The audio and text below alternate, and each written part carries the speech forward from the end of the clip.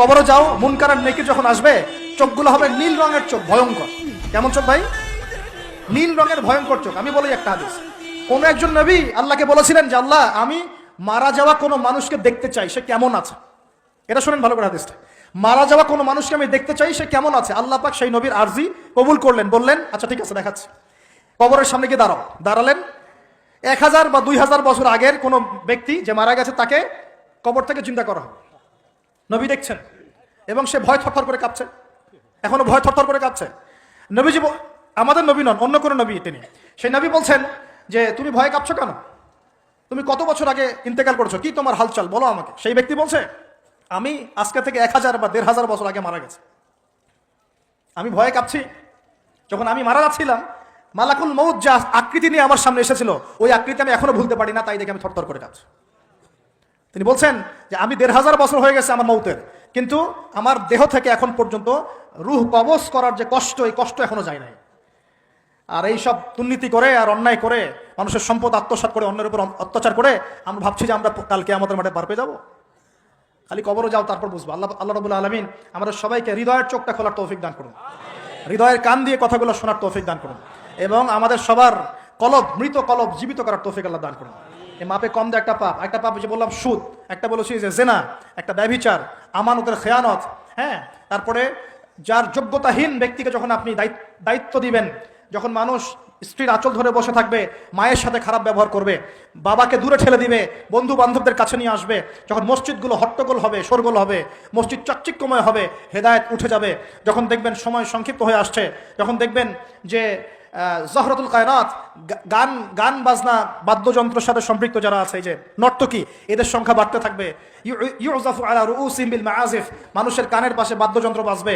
মানুষ যখন এই যে মদকে হালাল মনে করবে, শুরিবাতিল খমর, মদ যখন মানুষ খাওয়া শুরু করবে, জেনাকে হালাল মনে করা শুরু করবে, হ্যাঁ, যখন মানুষ আত্মীয়তার সম্পর্ক নষ্ট করা শুরু করবে, এই যে যত রকম পাপ আপনি দেখছেন যা আমাদের এই সমাজগুলোতে চলছে, এগুলো যখন চলতে থাকবে, তখন আল্লাহর পক্ষ থেকে এই যে আসমানি গজব, জমিনের বালা, এই ভূমিকম্প বলেন, জালজালা, মহামারী, হ্যাঁ, আপোষের মারামারি, হত্যা, রাহাজানি, এই যে আপনার আর কি বলবো, আর কি আছে, এই যে আকৃতি বিকৃতি হওয়া, ভূমি ধসে যাওয়া, আসমানের গজব, মহাপ্লাবন, জলোচ্ছ্বাস, বন্যা ইত্যাদি, যে পাপগুলোতে আল্লাহ পাক বিভিন্ন জাতিকে ধ্বংস করেছেন, এই সমস্ত আযাব আল্লাহর পক্ষ থেকে একটা একটা করে আসতে হবে, একটা একটা করে। স্পেশালি 4-5টা। একটা হচ্ছে রিহুন হামরা, গরম বাতাসের আযাব আসবে, গরম বাতাস আসতে থাকবে, গরম, এমন গরম বাতাস আসবে যে বাতাসে জনগণের বেঁচে থাকা অতিষ্ঠ হয়ে যাবে মানুষ।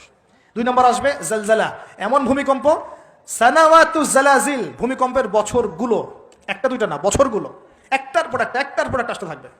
আর কি আসবে? খসফন, মানে জমিন ভিতরে ধসে যাবে, নিচে নেমে যাবে, দেবে যাবে। আর মাসখান, মানুষের আকৃতি পরিবর্তন হয়ে যাবে। আর কাযফান, আকাশ থেকে পাথরের বৃষ্টি বর্ষণ করা হবে। এগুলো আসতে থাকবে। এছাড়া আমাদের হাতের কামাইগুলো তো আছেই। আল্লাহ রাব্বুল আলামিন আমাদের সবাইকে, স্পেশালি ঢাকা শহরের বাসিন্দা আমরা যারা আছি, আমরা যারা দিনী ভাই, আমাদেরকে সমস্ত পাপগুলো ছেড়ে দেওয়ার তৌফিক দান। আল্লাহ পাক আমাদের সবাইকে শিরকের পাপ ছেড়ে দেওয়ার তৌফিক দান করুন, কুফরের পাপ ছেড়ে দেওয়ার তৌফিক দান করুন। এই অহংকার, সম্পদের অহংকার আল্লাহ পাক বন্ধ করার তৌফিক দান করুন। আল্লাহ পাক আমাদের সবাইকে দুর্নীতি বন্ধ করার তৌফিক দান করুন, ন্যায় প্রতিষ্ঠা করার তৌফিক দান করুন। আল্লাহ রাব্বুল আলামিন আমাদের সবাইকে, স্পেশালি যুবক যুবতী যারা আছে, সবাইকে জেনা ছেড়ে দেওয়ার তৌফিক দান করুন, পবিত্র চরিত্রকে পবিত্র রাখার তৌফিক দান করুন, এই পর্নোগ্রাফি থেকে দূরে থাকার তৌফিক দান করুন। আল্লাহ পাক এই যুব সমাজকে মাদক থেকে দূরে থাকার তৌফিক দান করুন। আমরা দোয়া করি যুব সমাজকে আল্লাহ পাক এই পতিতাবৃত্তি, ব্যভিচার থেকে বাঁচিয়ে রাখুন। পরিবারগুলোর মধ্যে আল্লাহ পাক শান্তি দান করুন। এই ব্যভিচার থেকে, এই বিশ্বাসহীনতা থেকে, আমানতহীনতা থেকে আল্লাহ পাক আমাদেরকে বাঁচিয়ে রাখুন। আল্লাহ পাক আমাদের শাসকবর্গকে হেদায়েত দান করুন। আল্লাহ পাক জনগণকে হেদায়েত দান করুন। আল্লাহ রাব্বুল আলামিন আমাদের সবাইকে অপচয় বন্ধ করার তৌফিক দান করুন। সবাইকে নামাজি বানিয়ে দিন, সবাইকে কোরআনওয়ালা বানিয়ে দিন, সবাইকে হাদিস চর্চা করার তৌফিক দান করুন, রাসূলের সুন্নত মাফিক জীবন গড়ার তৌফিক দান করুন। সমস্ত পরিবারগুলোতে ইসলামী পর্দা কায়েম করার তৌফিক দান করুন, নামাজ প্রতিষ্ঠার তৌফিক দান করুন, পরিবারগুলোর মধ্যে হালাল রিজিকের ব্যবস্থা আল্লাহ করে দিন। এবং সর্বোপরি আসন্ন রমজান যেটা আসছে, এই রমজানে আমরা যেন আমাদের গুনাহগুলোকে মাফ করিয়ে নিতে পারি, আল্লাহ পাক সেই তৌফিক আমাদের সবাইকে এনায়েত করুন, বলি আমিন।